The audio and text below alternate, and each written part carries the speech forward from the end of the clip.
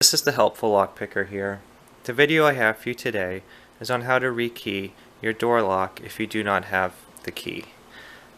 I want to first show you, this is an example of a pinning tray. This has key pins for quickset and Schlage locks. It also has some additional springs and driver pins.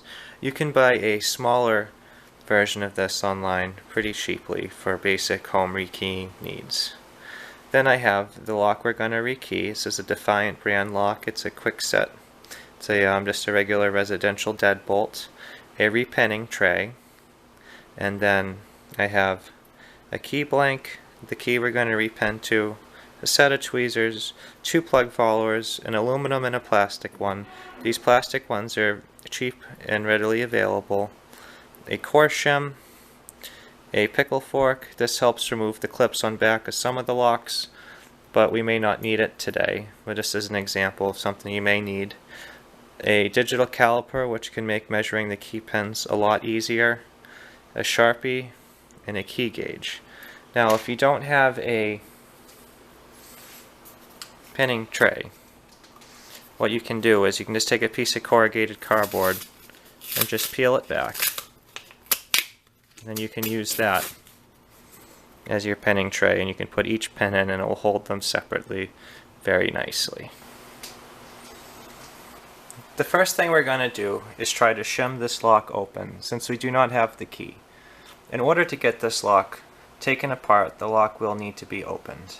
So the first step we're going to need is one, get a key blank for the lock. This is a KW1 key blank for this Quickset branded lock. You can get these readily available at any hardware store pretty easily. Next is a core shim, which is a thin piece of metal. You may not have a core shim available to you. You can buy them online. However, if you do not have one, you can take one of the security tags out of the back of a DVD or Blu-ray and cut it open and extract the small pieces of metal, and those work just as well. The next step is going to be taking off the tail piece on your lock. A lot of locks come differently. Some will have one like this that you can depress a little pin and unscrew. Others will have what's called a C-clip, which is a little clip that goes on the back that you can push off with the pickle fork. Some have Torx screws, some are attached with screws. Every lock is different. That is beyond the scope of this video to explain how to take off the back piece of every lock. But once you're able to get that, we can move on to the next step. On this lock, I'm going to simply just unscrew it, and then we will be ready. Now the next step, we're going to start the shimming process. Now that you got the back of the lock off, the first step you're going to want to do is take your core shim and stick it on the top here. On many locks you can see on the top here, this is where the driver pins are being pushed down in the Bible. So you want these right above the plug where the driver pins are. Now that you got the shim in the back of the lock, what we're going to need to do is take our key blank and insert it directly into the keyway. And what we're going to do is push on the shim lightly and slowly pull out the key, and the shim will follow as the key comes out. And then you always want to push back on the key until you feel resistance, because you need to have a very small margin between the key and the shim for the shim to catch in between the key pins and the driver pins as you advance it.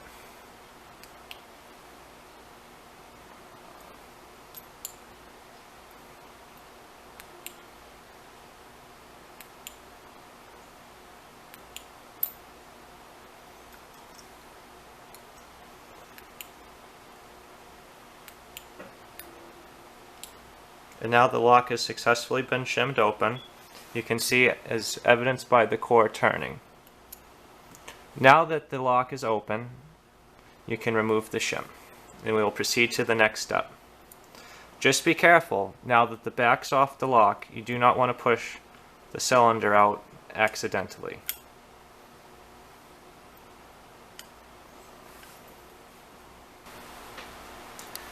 Now that we've successfully shimmed our lock open, we're ready to take out the key pins. So we need to make sure that we have the plug turned about 90 degrees. we're going to take our plug follower, we're going to line the plug follower up on the flat part with the driver pins, and then we're going to take out the plug. I like to orient it this way where the top of the keyway is so that the driver pins will not fall out as I take it out. So all you got to do is you just got to push it through, and then you're going to leave the plug follower inside. And then inside here you have your key pins, and we're going to set them down right here for a moment. Now that we have the plug removed, we have two options. We can, one, decode the lock and make an original key to this lock, or two, we can rekey the lock to a new key. The next step is going to be removing the key pins. What we're going to do is take our key blank and we're going to insert it. Then we'll take our tweezers and we'll remove the key pins one at a time.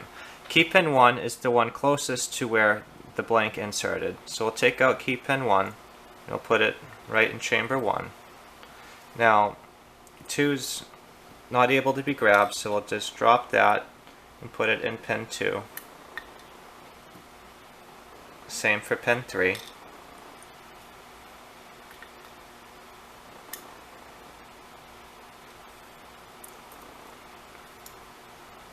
Four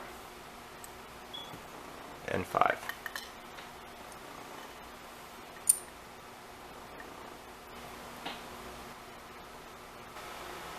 First, we're going to go over how to decode the key pins to make a original key to the lock. Doing so is great because you will be able to make a key to the lock the original way it was made. So these key pins are quick set key pins. They often come cut to 6 depths, and all you need to do is know what the depths are. So we can see how long each key pin is here, and that will correspond to the depth cut that you will need.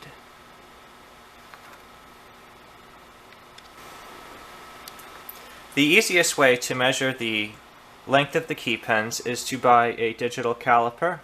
This was an inexpensive one I bought online, and it works very well.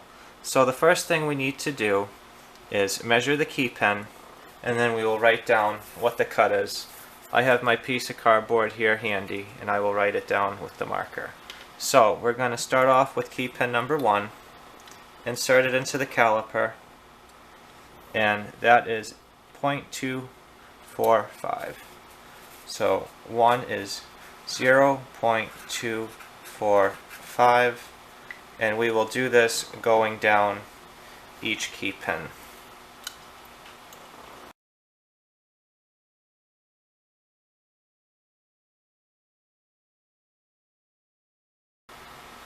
Now let's match these up against our depths, and we will see what the key cut is.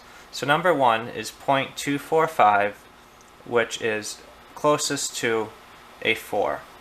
So 1 will be a 4. Number 2 is 0.191, which is closest to a 2. Number 3 is 0.192, which is closest to a 2 as well. Number 4 is 0.245, which is closest to a 4. And number 5 is 0.169, which is closest to a 1. So our key cut's going to be a 4, 2, 2, 4, 1. And one thing to remember is that these may vary from the standard.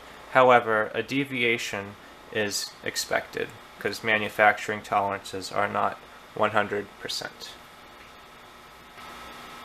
Now that we got our key cut as a 42241, what we can do is go down to a local locksmith that has a code cutter, which is a machine that can cut a key to the depths that you specify.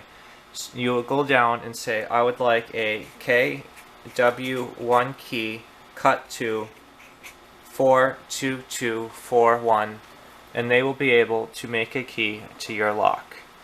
Now, one thing you can do is try to write this down and remember it. This code cut is essentially the password to your door lock, Now, if you ever need a new key cut and you ever get locked out, you can just tell the locksmith what the code is and they'll be able to get you in quickly and effectively. Now I'm going to go over the second option, which is rekeying the lock to a different key. Maybe you lost the key and you don't feel comfortable having a key made to the same lock and you'd like to change it out. Here is what we can do. You can go to the locksmith and just ask them for a random key to be cut, and they can make that, and then you can rekey it yourself. In order to do that, you're going to need to get the key, and then you can use a key gauge, and then you measure the key, and you can see what the size of the key cuts are. You just start with pin 1, which is the one closest to the bow of the key, which is the part you hold with your hand, and then you go through and you measure them one at a time. So this one's measuring a 5, and the next one's measuring a 4,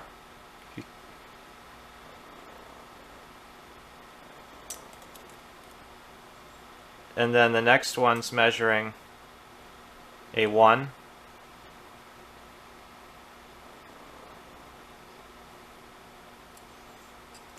and then the next one's measuring a 4 again, and then the last one is measuring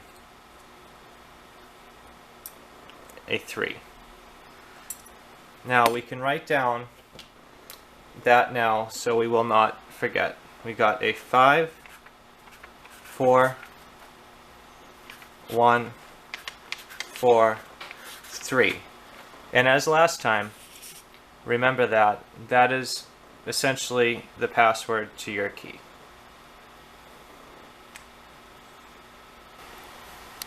So now that we know what key pins we're going to need, we're going to take our tweezers here and go through our repinning kit and take the appropriately sized pins.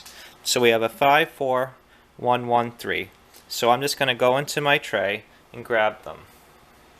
So here's a 5, it's this red colored one. 4 is green. 1 is gold. 4 is green. And 3 is silver. A lot of the repinning kits come color coded because it will make it easier for you to differentiate between the sizes. The next step is going to be inserting the new key pins into the plug. The first thing I like to do is take my new key and put it straight into the keyway, and then I'll set it down. I'm going to take my tweezers and I'm going to put the key pins in order. One is going to start where the key inserts. You want to make sure that they're nice and flush as they go in. If they are sticking up or recessed, that would show that you have not measured correctly and the lock would not open.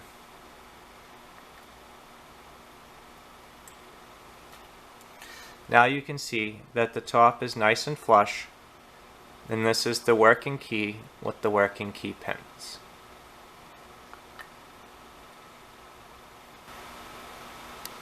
Now we have covered how to decode a lock and rekey a lock.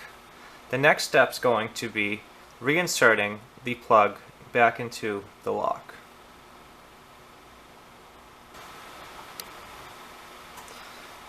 Now we're going to put the plug back into the lock. You can see that the plug follower is still where we left it. You want to verify one more time that the flat part is going to be covering where the driver pins are. And you're going to take your lock, you're going to insert the key pins about 90 degrees so it is opposite of the driver pins, and you're just going to push it through. And now you're going to turn the key to make sure it operates the lock. At this time, do not attempt to pull the key out because you may pull the whole core out and then have to start completely over. While holding the core in place with the key, the next step we're going to do is put back on what was holding the core in before we started. May it be a C-clip, or it could be a little tail piece. I'm going to reattach mine now. And once that is in, the core will not pull out, and you will not have to worry about that anymore. And now you'll be able to remove your key. As a recap, what we covered today was how to rekey or decode a lock if we do not have the working key. The first step we needed to do was shim the lock with a key blank. Afterwards, we needed to remove the core, and to decode the lock, we measured the key pins and wrote down the cut and got a code cut key to operate the lock, and then replaced the original key pins. Secondly, we covered how to rekey the lock if we decided we needed a new key. First you need is a new key to rekey to, then measure the key, and then make sure all the appropriate key pins line up flush, and then you can reinsert the plug, and then the lock should operate. The last thing you do is put the securing tail piece back on, and then you can remove the key. Here's the key that we rekeyed to, and it operates the lock smoothly. Thank you guys for checking out this video. If you have any suggestions on videos you would like me to make, please submit them in the comments below. If you enjoyed this video and would like to see more like it, please subscribe. And as always, have a great day.